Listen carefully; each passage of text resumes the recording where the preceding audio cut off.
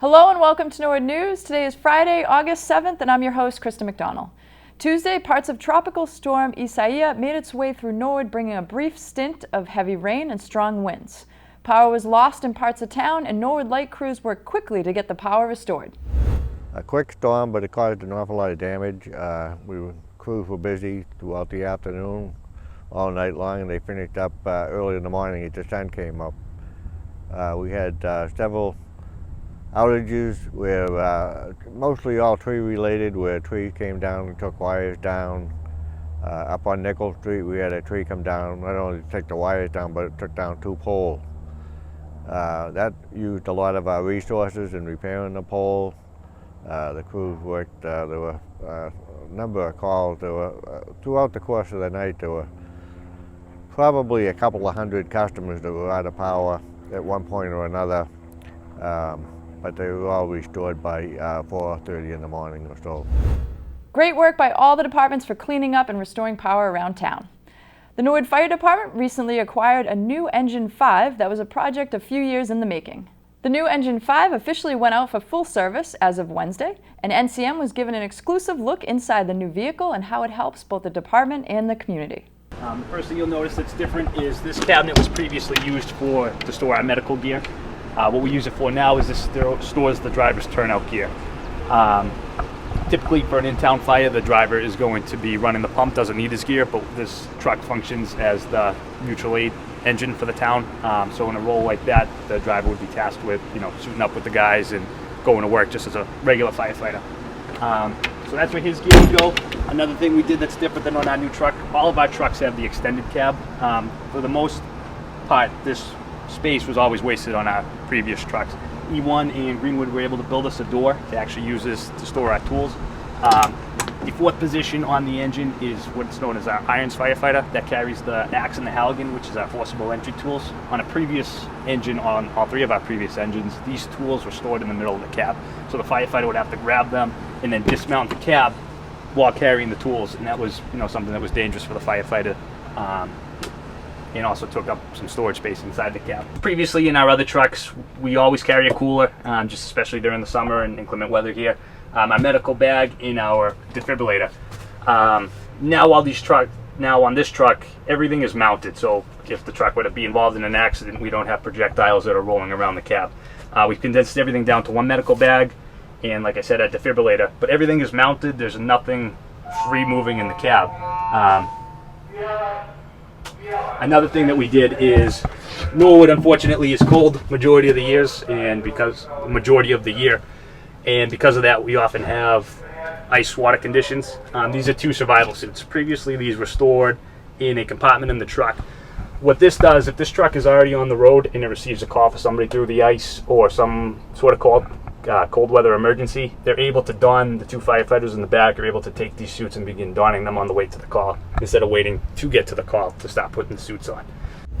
For a full walkthrough of the new Engine 5, you can visit our YouTube page, Norwood Community Media, or watch it on demand. Stay tuned after this break for more town news.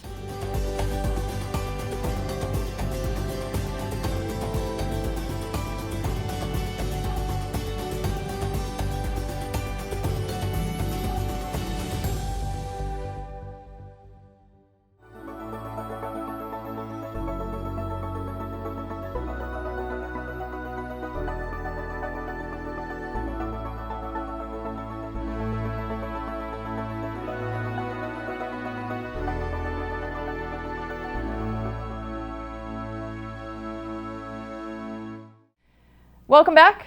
It's been a difficult road the past few months for the Norwood business community, and one of the many to navigate their way back to a reopening is Title Boxing Club. With challenges faced by both the COVID-19 pandemic and the June 28th storm, club owner Rob Riley explains the beginning of their reopening journey. All the businesses trying to get back, it was a different set of rules when we came back, and it was a slow comeback. And while we were waiting, we had our Zoom classes going, we had Facebook Live classes to keep our membership engaged and to keep the trainers employed as well, and to keep our business relevant during this time. And when they had finally announced that we could open up, it was outside with obviously still having some restrictions. But we had the luxury of our landlord here and the other tenants in the plaza that allowed us to take up a pretty large space outside to make sure our members were comfortable when they came back, and that we were following the proper guidelines, keeping people safe, which is paramount in all of this. With new protocols passed down by the state, sanitizing and cleaning was of the utmost priority, and the club has gone above and beyond to maintain that standard. Many of our members that know us, the joke was we've been cleaning like it was COVID since we opened. So it's something we've always practiced, but now it's a game changer in the sense of, we have a bacterial spray that we come in, we have a fogger that comes in. So once class ends, the club's shut down for about 20-25 minutes, and we're spraying every inch of it as well as cleaning. And once it's sprayed on, it's disinfecting, it's killing everything within 4 to 5 minutes. It's dry. We allow people back in. And again, I continue to give credit to our membership that they understand. They'll wait if we're running a little behind. We'd rather be a little behind on classes than be right on time and not cleaning and disinfecting the right way, and they understand that. The club now offers both indoor and outdoor boxing classes, and the equipment and capacity has been a drastic change. But getting back inside, we've gone from 54 heavy bags to 12. And we have 14 feet, 360 degrees around to make sure we're above and beyond the distancing guidelines, to make sure everyone feels comfortable when they're coming in. So we can have, up to 12 people inside, 12 people outside, which allows us to meet close to our capacity per class, and we have 5 to 6 classes per day. And everyone's been great and patient with it. And if we need more room outside, we can wheel another bag outside as well. So people having the option has really helped us out a lot. Title prides itself on its member base and connections, and it's safe to say that both members and trainers will tell you it's good to be back. The Zoom classes and Facebook Live were great. We didn't know we were going to be in it for 3 months, right? So when people are doing that at home, they're excited to see us. We're excited to see them and, engage with them in any way we could. And the adrenaline was great for a few weeks. But then it became to the point was, when can you get open and get us in there? And they come in all fired up to get back to the workout that I said they look forward to every day, and some twice a day, as you know. And we've kept the energy up and kept it going. And to be honest with you, we could have ran shadow boxing in the parking lot and they would have been happy to be back. But we want to make sure that, we want to be back, but we want to be better. Be better and be safe. So we found a way to do that. With the understanding and support and patience of our membership base, they've had our backs all the way through. They know we've always had theirs, and that's the kind of way the dynamic's built, but we needed them this time. And they've been very patient with us, but we see the feedback right now. They're loving the classes. Beyond just good to be back, I think they're back in the groove again as well. If interested in trying a class, you can visit their website at titleboxingclub.com. Now we're going to toss it over to Brian Dunn with sports. Hello, welcome into the sports update for this week. My name is Brian Dunn, and we have a few postseason baseball updates to round out your week here. The Norwood MIBL team started their playoff campaign just this past Thursday as they drew Quincy over at Adams Field. The Game 1 score was a little less than desirable, but it is a double elimination format, so Norwood will look to bounce back in the coming days. Looking forward again to some Babe Ruth action starting this weekend. The knockout round is set to begin starting Saturday, August 8th. The Cubs versus Rangers will square off, A's versus Angels, Braves versus Dodgers, and the White Sox and Cardinals will round out the knockout phase. The semifinal best 2 of 3 series is set to begin that following day, so stay tuned to the Sports Update next week for updates on the Babe Ruth playoff scene. Thanks again for watching, and Kristen, back to you. Thanks, Brian. This week, members of the technology department for the Norwood School started the deployment of the Chromebooks for students that were entering 9th and 6th grade. Students entering 9th grade were instructed to bring their CMS Chromebooks and exchange them with a high school Chromebook, and 6th grade students were given new Chromebooks. So I'm Joe Slayman, I'm the technician at the middle school. Today we are collecting the Chromebooks for the incoming 9th graders, basically moving from 8th to 9th. Parents are pulling up in the car, I'm collecting the old Chromebook from the vehicle and then replacing it with the Chromebooks we have prepared for the new students. It's a quick swap, in and out in under 5 minutes. So we're going to do this again tomorrow. Tomorrow is going to be the 6th graders, 5th grade moving up to 6th grade. Same process, we're just not collecting the Chromebooks out of the trunk unless they borrowed one in the 5th grade. Hi, I'm Anna Fogg, and what I'm doing to help this process out is basically checking in the students as Joe gives me the sheets that the parents have filled out, and if they did it properly, it's a really smooth process. They basically just give us their name and their IDs and their grade, and look them up in our system, and we've got them matched up with a Chromebook, and check off if they brought it in, and off they go. Hi, my name is Joe Kidd. I'm Director of Technology for the Norwood Public Schools, and during this deployment Chromebook swap, what I'm doing is Joe is picking up the Chromebooks that are coming in, being turned in from the cars, and I'm checking out those Chromebooks and I'm checking them into our inventory system, and we'll get them cleaned up and redeployed to our elementary schools for this year. Thanks to everyone in the technology department for all your hard work during this time. The Callahan School is selling Norwood Mustang Gators as a fundraiser to support the school's PTA. For more information on this fundraiser, we go to Principal Donna Brown. Hi, I'm Donna Brown, principal at the Callahan School, and my PTA has asked me to come and talk to you today about an incredible fundraiser that they're currently running. It's for all of our Mustang community. We're selling royal blue gaiters, great alternative for a mask. I don't know if you're like me, but taking that mask off and on is not as easy as just pulling up your gaiter. And of course you can see the Mustang logo is clearly displayed. They're only $9 each, and we have multiple uses post-pandemic. Clearly, it's obviously what you would be using it for in the next few months. We have child sizes as well as adult sizes. If you would like to purchase and help our community, go to the Callahan PTA Facebook page or any local Facebook page that they posted it on, or go to tinyurl.com/getyourgator. Thanks for helping the Callahan community. Go Mustangs. In government news, the Planning Board convened Monday night. The first and longest agenda item of the night included the continued hearing of the site plan review concerning the redevelopment of the Big Y supermarket. Philip Mackey was in attendance along with neighbors of the surrounding area to voice their concerns about the project, including noise and water problems. The board voted to continue the hearing into the next meeting. Other business items included informal discussion of the mixed-use overlay district and general department updates. The Planning Board's next meeting will be Monday, August 24th. The Zoning Board of Appeals met briefly Tuesday evening with only one applicant on their agenda. The owner of 35 Hickory Road was seeking a special permit to add on to a second-story addition. The board unanimously approved the special permit 5-0. The school committee met in length Wednesday evening. The main topic of discussion throughout the night concerned the school's reopening update. The deadline for schools to submit a preferred plan of action for reopening is Monday, August 10th. Superintendent Thompson, as well as principals from across the district, were on call Wednesday to present a recommended hybrid model to the committee and community and what it would look like at different levels. This is what a sample hybrid schedule at the high school would look like. And again, cohort 1, we've been calling it blue and gold, but cohort 1, day 1, you can see they have period 1, period 2, period 3, period 4. Grab and go lunch, they go home.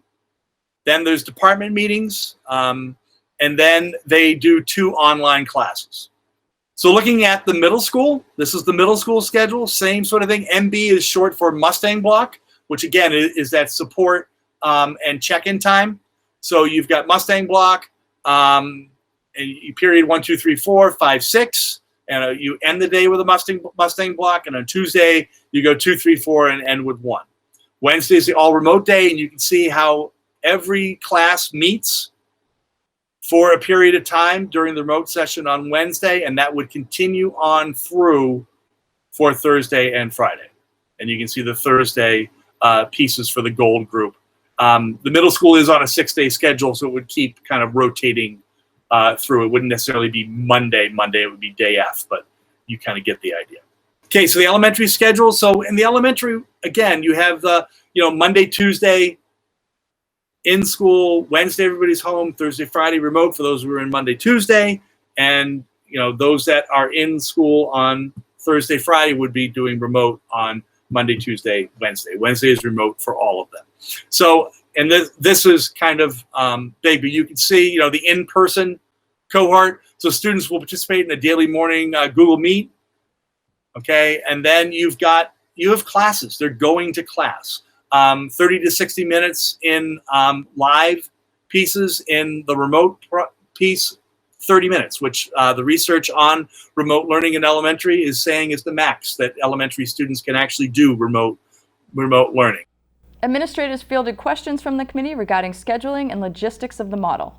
After much deliberation amongst the committee, a vote was taken and approved to table the vote of the school reopening plan of action.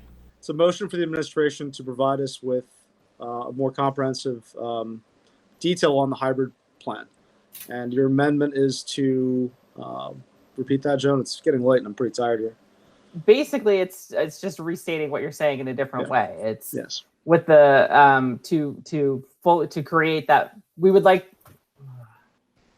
want to see it written down. We want to see the hybrid plan written down. We would like to see a fully formed hybrid plan. Well, that's the direction we're going in. We want to do a hybrid plan, but we need more information. So a Word document rather than Donna, do you need us yet? I'm staying muted. All right, let's vote on that motion. All in favor? Aye. Aye. Opposed? No. All in favor? Yeah. Sorry, Anne-Marie, were you opposed or were you in favor? No, I'm in favor. Okay. Worded like that, I'll go for it. The school committee will look to make an official vote on the reopening strategy next week. Their next meeting will start at 5 p.m. on Monday, August 10th. NCM will carry the meeting live starting at 4:50. For complete government coverage, tune into the NCM government channel or watch it on demand at norwoodcommunitymedia.org. Stay tuned after this break for some more town news.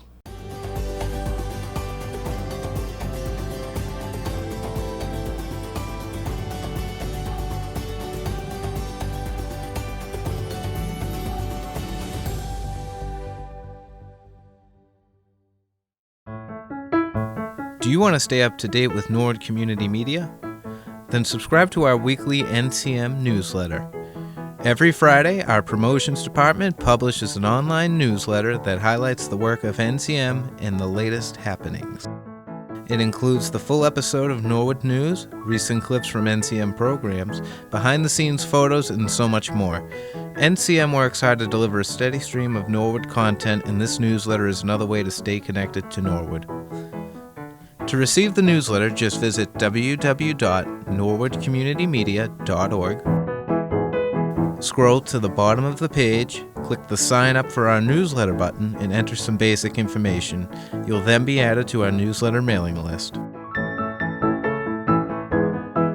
It's all here on Norwood Community Media, your home for all things Norwood.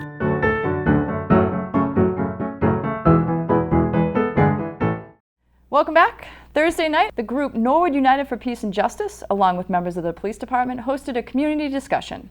Residents were invited to attend, take part in the discussion, and ask questions to the members of the department about policing protocols. So, a few weeks ago, a rally had been planned to kind of support the police, and that became something very divisive that I don't think that the organizer had anticipated.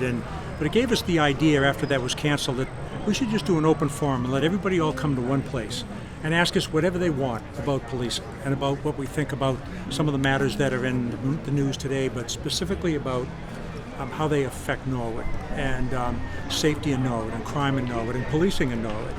So that's what gave us the idea. We approached Norwood United for Peace and Justice. They jumped at the chance to run this program, and they really did all the logistics and all the planning, and we really just kind of showed up, talked about police policy, training, how we select our people, and it seemed like people who were here not only enjoyed themselves, but I think that they asked some very good questions and we were able to answer.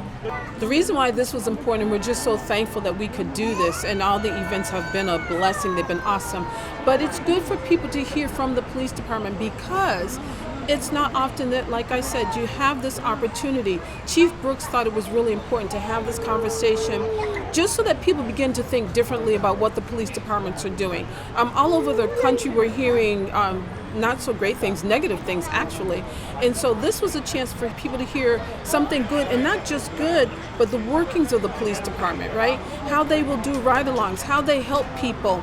The police department that's not the bad guy.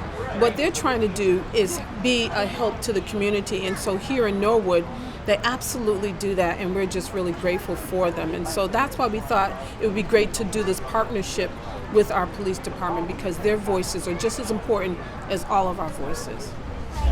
Over the weekend, the Recreation Department and the Community Preservation Committee held a ribbon-cutting ceremony for the newly renovated Bond Street Tot Lot. The lot came together through the Community Preservation Act, and now families have a great and friendly spot for kids to enjoy on Bond Street. It was a lot of work. Going through the first process with the Community Preservation Committee was fantastic. They did a great job kind of guiding us through the whole process. Paula Kiotis, Pat Chance were also very big in that process, but multiple steps, going to the public, getting feedback, working with vendors to come up with the best prices, best quality poured rubber.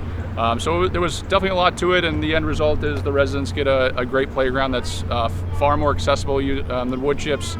Better quality, more safer playground, and from a maintenance standpoint, there's zero maintenance. So it's a really a fun area. It's actually our first poured in place public playground.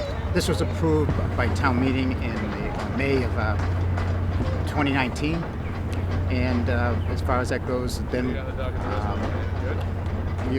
town meeting approved our recommendation, and then Travis is the project manager because it's from responsibility of the Recreation Department. He takes it and then gets it bid and then procures the equipment. One more person or people I should thank is the residents of Norwood.